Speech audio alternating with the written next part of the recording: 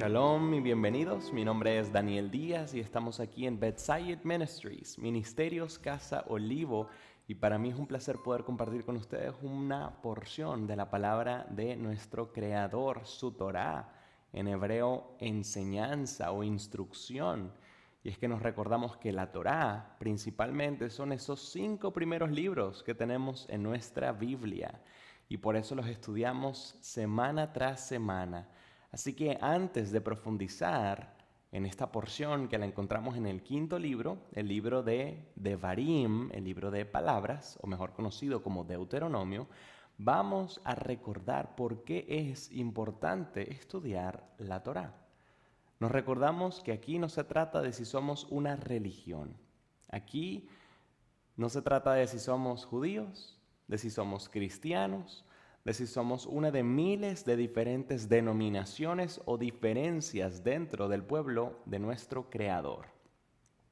Porque nuestro Creador no vino a crear religiones, Él vino a establecer una relación con su creación y con su pueblo.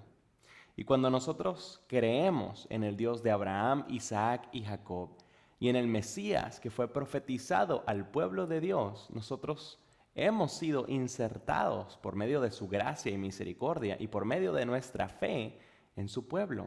Y su pueblo solo tiene un solo nombre en toda la Escritura y se llama Israel.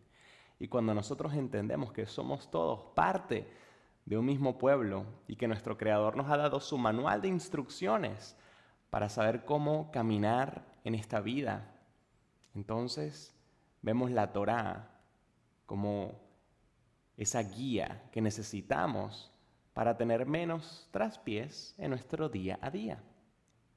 Así que ya entendiendo que nosotros somos parte del pueblo de Israel y que la Torá es un manual de guía para nosotros, vamos a profundizar un poco en la porción que tenemos para esta semana.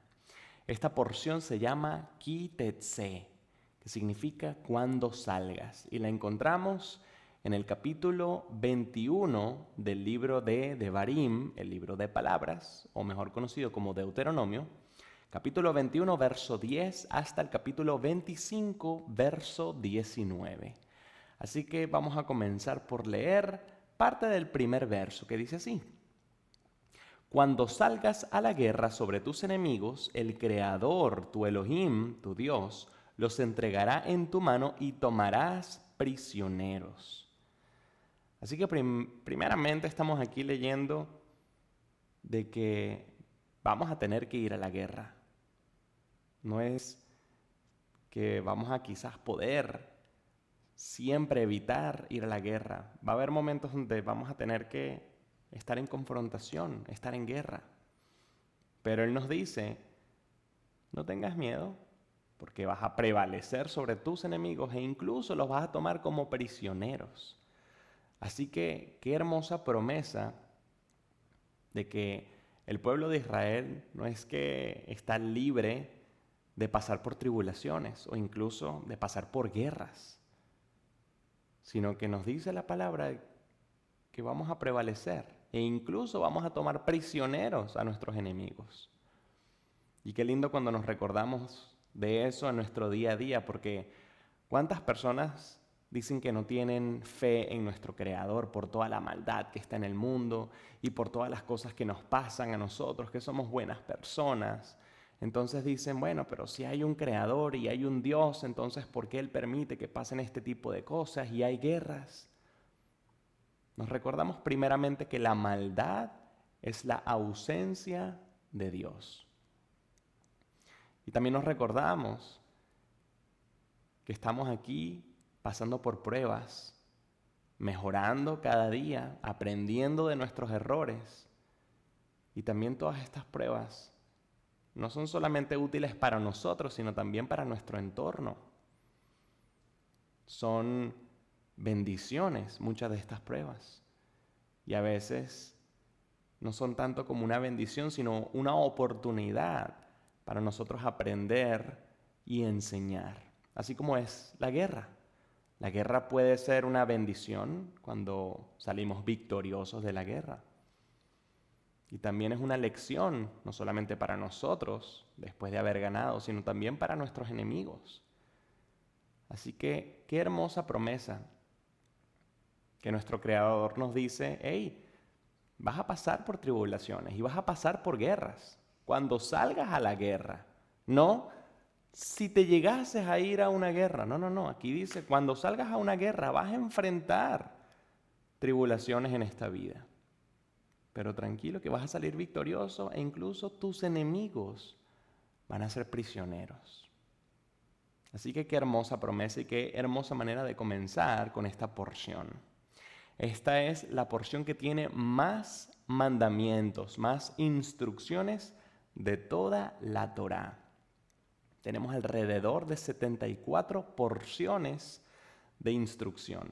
Es decir, tenemos muchísimo tiempo que pudiésemos estar aquí pasando, estudiando cada porción, cada mandamiento, cada porción de instrucción que encontramos en esta porción de la semana.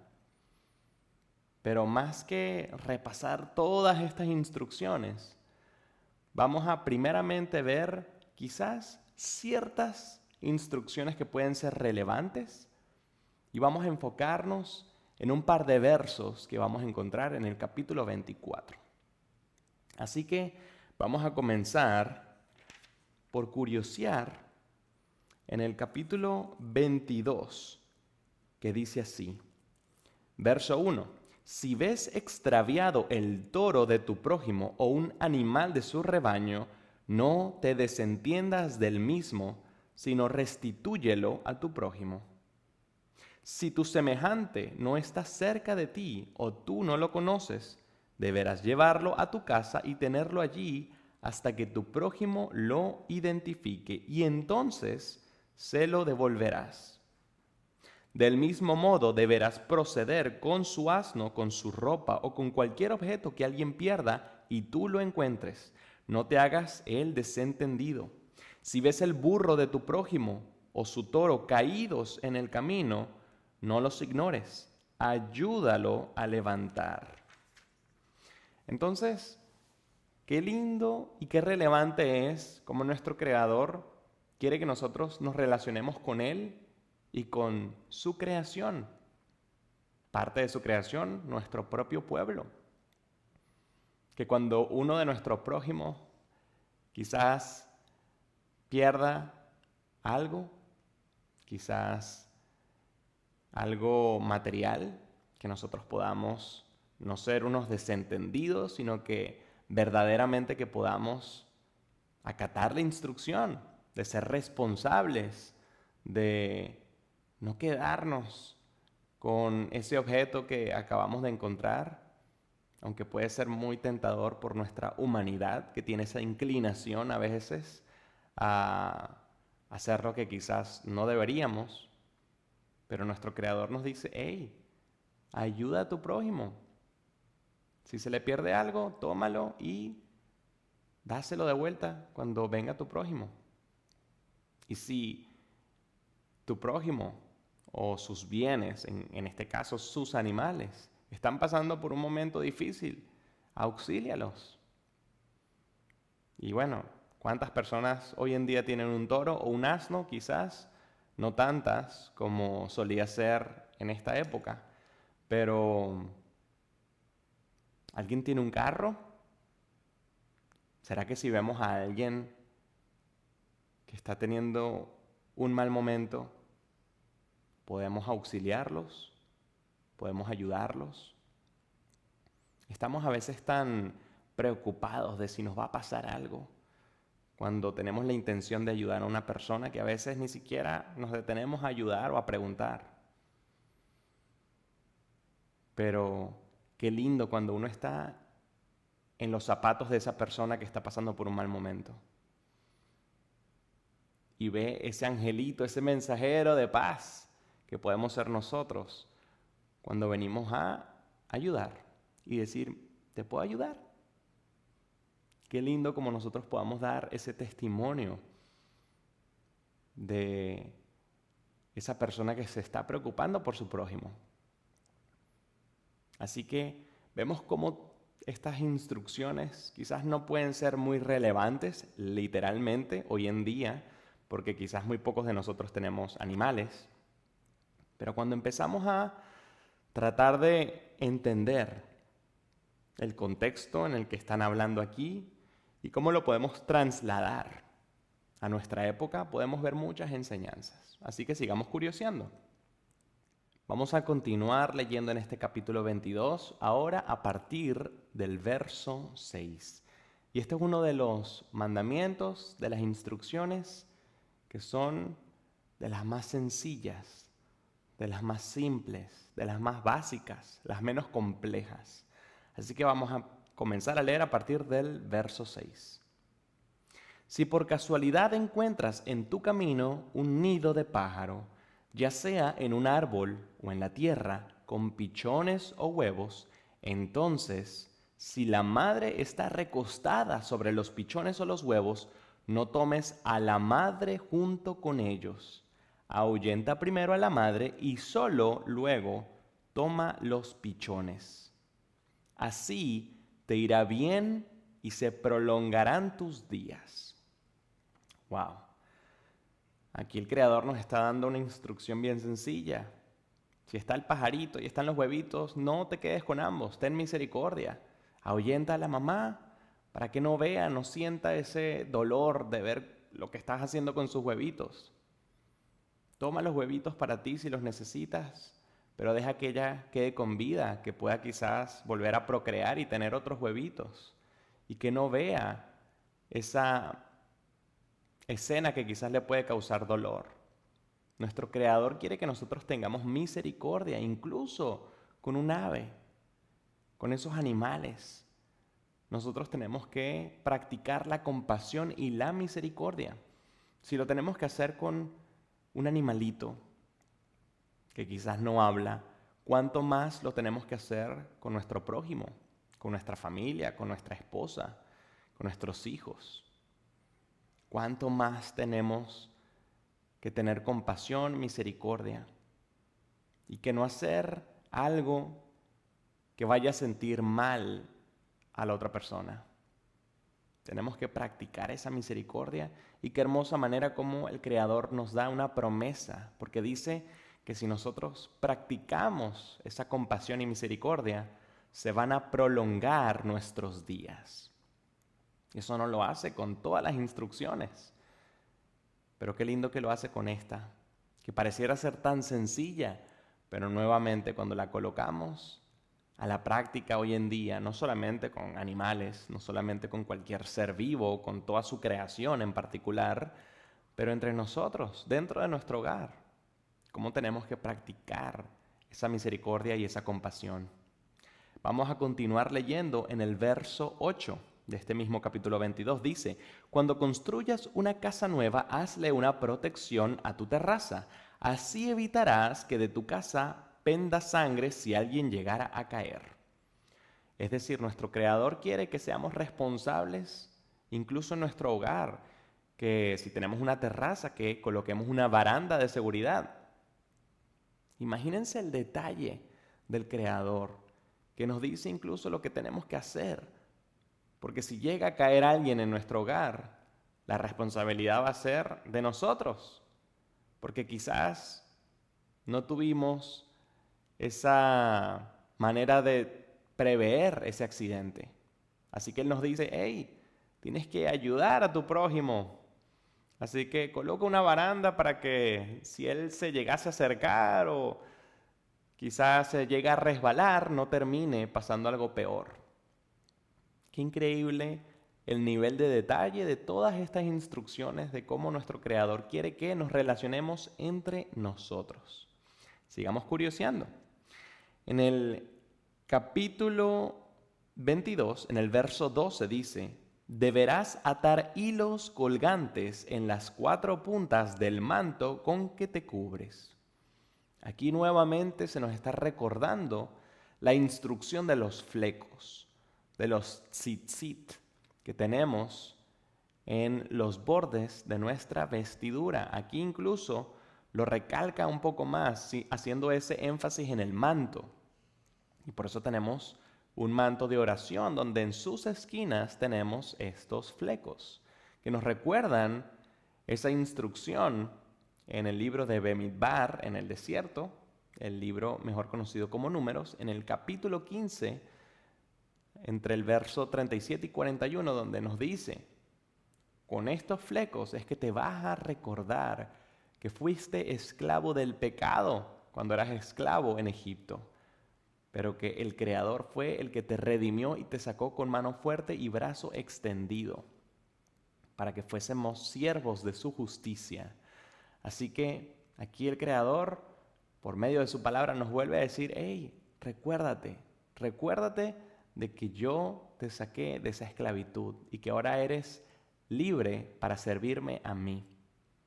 Y qué lindo cómo lo recuerda en esta instrucción con el manto y con esos flecos que debemos colocar en sus esquinas. En este mismo capítulo 22, en el verso 22, dice así: si un hombre es sorprendido acostado con una mujer casada, incluso ambos, el hombre que se acostó con la mujer, como la mujer misma, deben ser sentenciados a muerte. Así eliminarás de Israel el mal. Wow. ¿Cuántas veces no escuchamos en el día a día de tantos divorcios, de tantos matrimonios, porque hay infidelidad?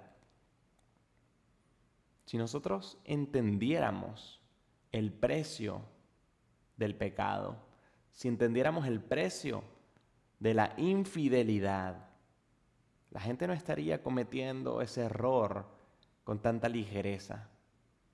No estoy advocando a decir que debemos matar a las personas que estén siendo infieles hoy en día, pero verdaderamente si nosotros entendiéramos el precio que tiene la infidelidad, de que ambas personas tienen que correr con la responsabilidad y con la consecuencia de su acto, ambas personas tendrían que morir. Y si nosotros recordáramos eso, si nosotros entendiéramos la Torá un poco más y tuviésemos ese temor del Creador de querer seguir su palabra, no estaríamos quebrando tantos matrimonios, tantas relaciones. Si nosotros entendiéramos que el precio del pecado y el precio de la infidelidad es la muerte, no estaríamos haciéndolo con tanta ligereza.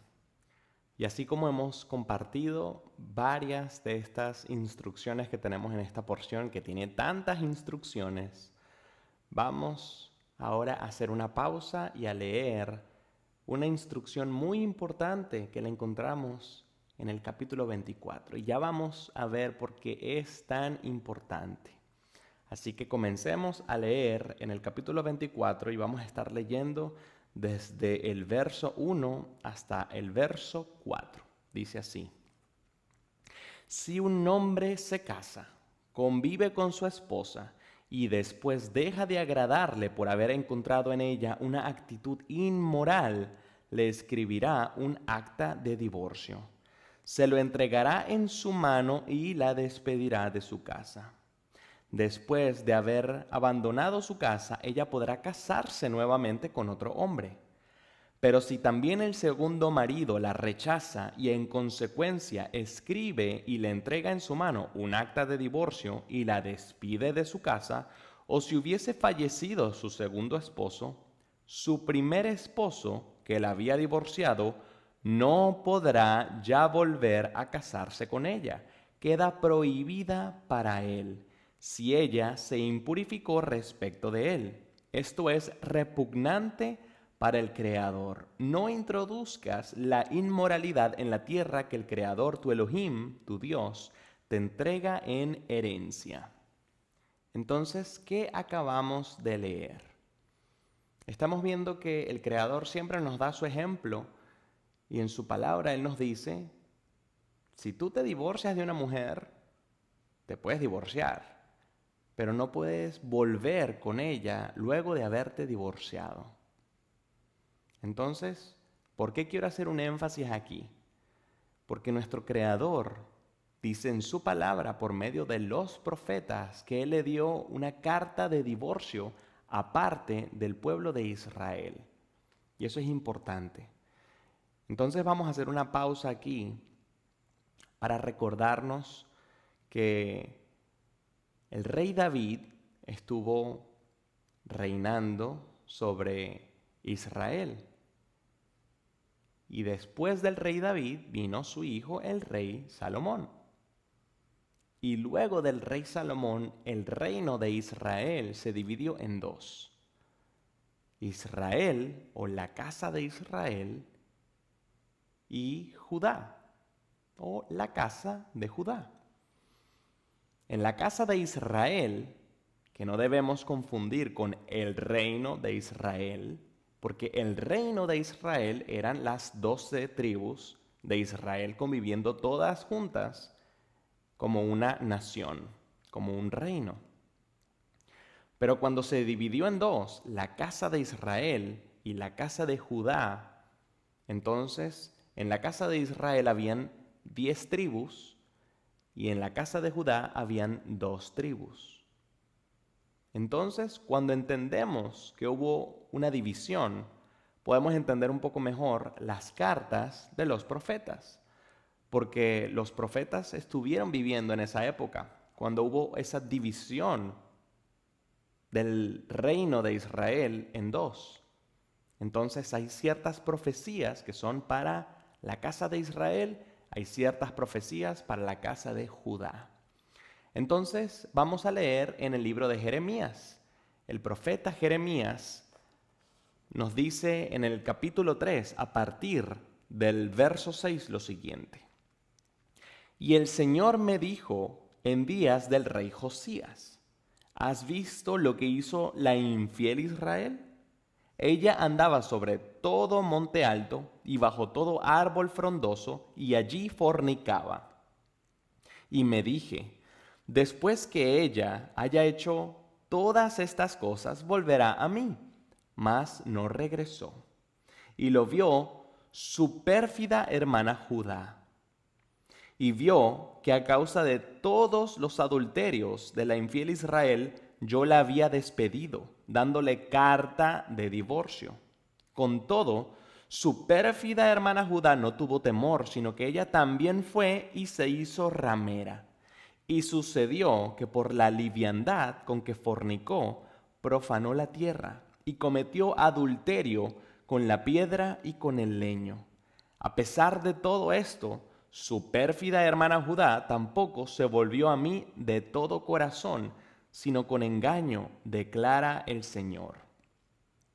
Y el Señor me dijo, más justa ha probado ser la infiel Israel que la pérfida Judá. Ve y proclama estas palabras al norte y di, regresa, infiel Israel, declara el Señor. No te miraré con ira, porque soy misericordioso, declara el Señor. No guardaré rencor para siempre, solo reconoce tu iniquidad, pues contra el Señor tu Dios te has rebelado. Has repartido tus favores a los extraños bajo todo árbol frondoso y no has obedecido mi voz, declara el Señor. Volved, hijos infieles, porque yo soy vuestro dueño y os tomaré, 1 de cada ciudad y 2 de cada familia, y os llevaré a Sión. Entonces os daré pastores, según mi corazón, que os apacienten con conocimiento y con inteligencia. Y sucederá que en aquellos días, cuando os multipliquéis y crezcáis en la tierra, declara el Señor, no se dirá más, arca del pacto del Señor no les vendrá a la mente, ni la recordarán. No la echarán de menos, ni será hecha de nuevo. En aquel tiempo llamarán a Jerusalén trono del Señor, y todas las naciones acudirán a ella. A Jerusalén, a causa del nombre del Señor, y no andarán más tras la terquedad de su malvado corazón. En aquellos días andará la casa de Judá con la casa de Israel, y vendrán juntas de la tierra del norte a la tierra que di en heredad a vuestros padres.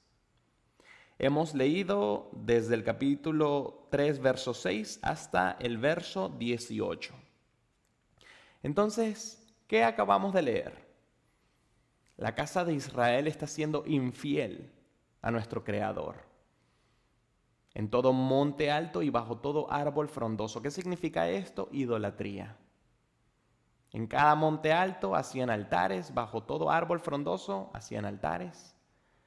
Ha sido infiel con la piedra y con el leño, con los ídolos creados con piedra y con leño. Entonces, ¿qué sucedió? La casa de Israel se apartó de nuestro Creador e hizo lo peor que puedes hacer: idolatría. Fue infiel a nuestro Creador. ¿Y qué fue lo que sucedió? El Creador le dio una carta de divorcio a la casa de Israel. Y dice que la casa de Judá tampoco estaba muy lejos de eso, que ella no aprendió de lo que estaba sucediendo con la casa de Israel. Pero el Señor no le dio una carta de divorcio a Judá, solo se le dio a la casa de Israel. Pero ¿qué dice casi al final de lo que estábamos leyendo? Que va a haber un momento donde ambas casas van a estar juntas. Entonces, vamos a recordarnos lo que acabamos de leer en el libro de Deuteronomio, en este capítulo 24. Si el Señor le da una carta de divorcio a la casa de Israel, la casa de Israel no puede volver al Señor, porque eso es repugnante. Eso no puede pasar. Eso está en contra de la ley de nuestro Creador. Entonces, ¿cómo puede ser que el Señor está diciendo aquí que la casa de Israel va a volver a Él en un futuro?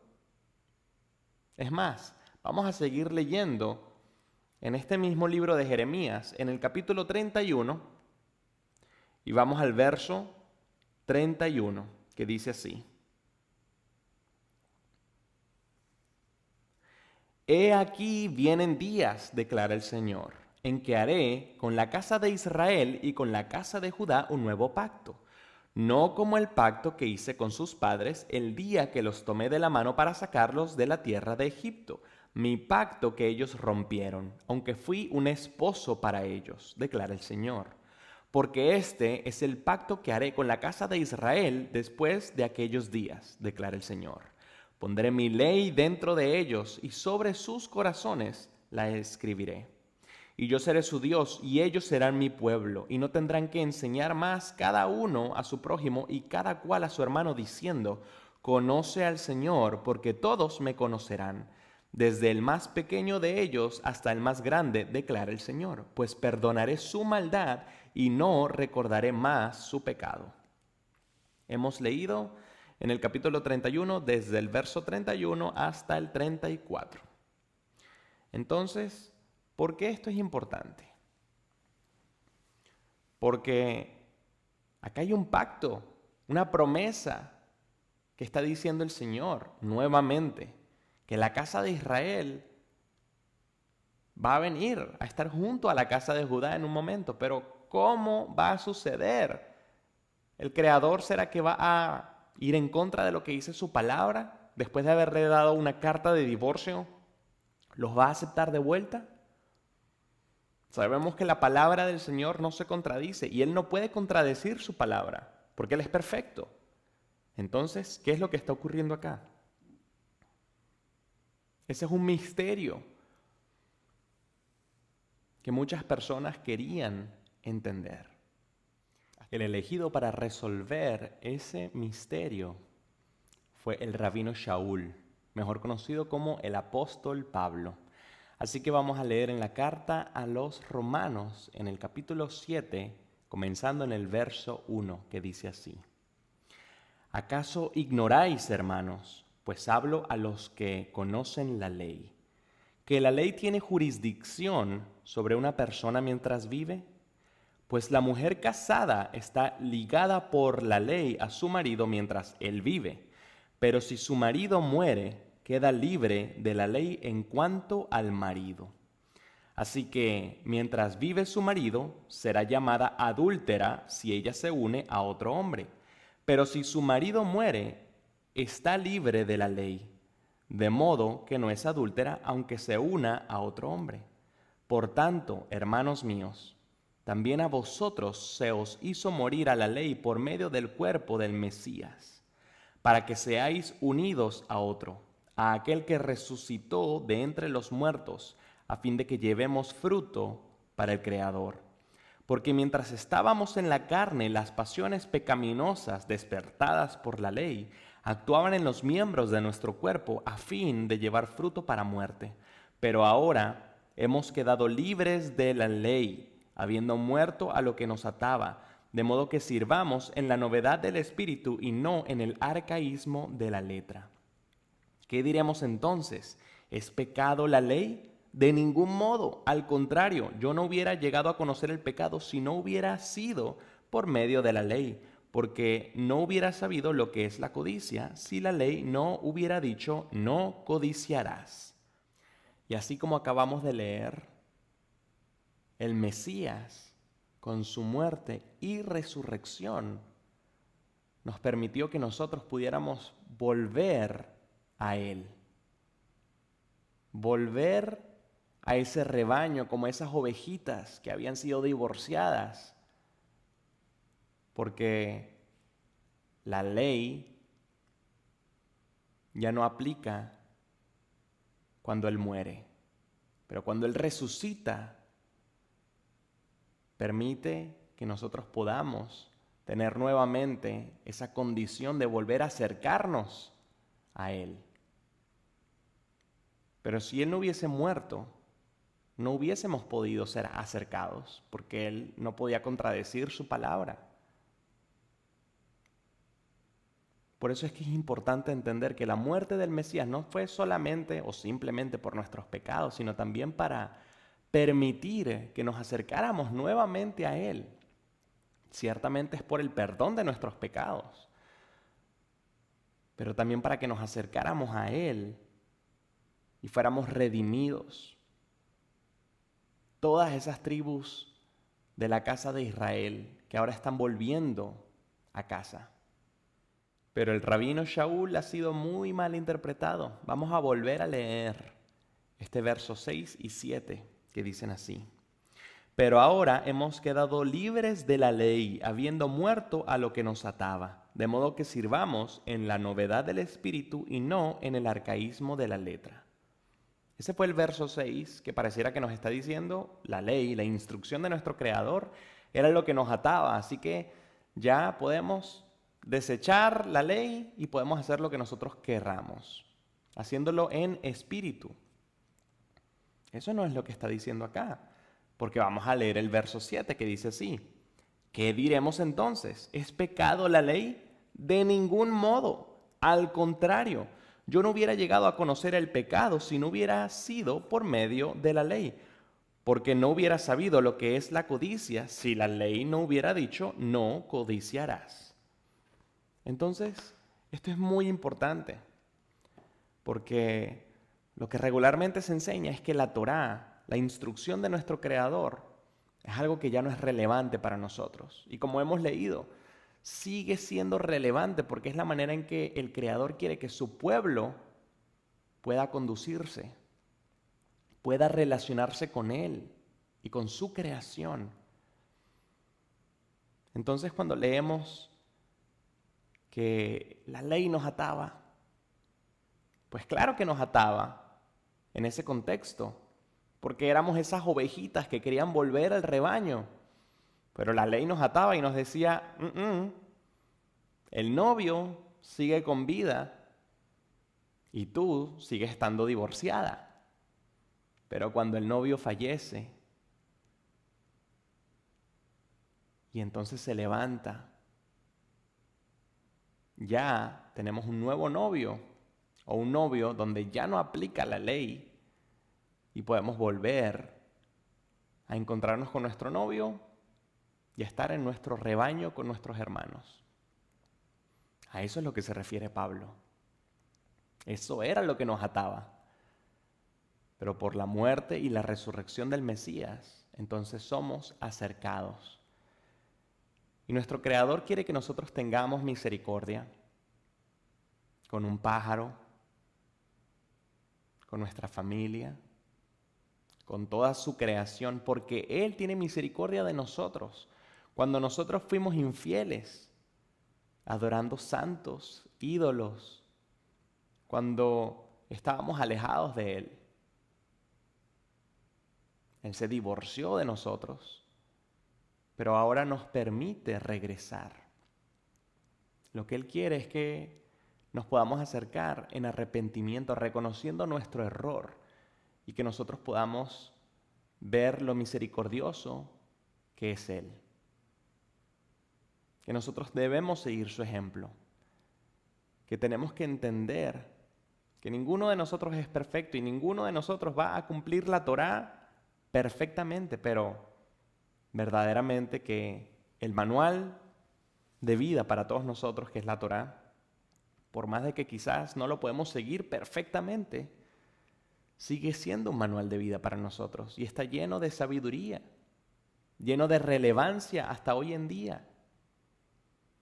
Entonces, que recordemos que tenemos a un Dios y Creador misericordioso, que vino, murió por nosotros y resucitó, acercándonos para que esas profecías de que Israel y Judá vuelvan a juntarse. Porque sin el Mesías y sin esa muerte y resurrección, esas promesas, esas profecías no pueden cumplirse. Porque nuestro Creador no puede pasar por encima de su propia ley y su propia instrucción. Así que esperamos que haya sido de bendición el entender lo trascendental que ha sido la muerte y resurrección del Mesías para poder acercarnos y poder cumplir esas promesas que fueron hechas cerca de 700 años antes de la venida del Mesías. Que nosotros podamos apreciar el amor que tiene el Creador por nosotros, que podamos estar felices y gozosos de que aunque pareciera que no sabemos cómo Él va a cumplir su palabra, Él busca la manera y lo hace de una manera perfecta. Que nosotros podamos recordar que esa misericordia que Él nos enseña es la misma misericordia que debemos aplicar en nuestro día a día, dentro y fuera de nuestro hogar. Que podamos seguir teniendo un día bendecido y que podamos poner en práctica las instrucciones de nuestro Creador. Shalom. Shalom.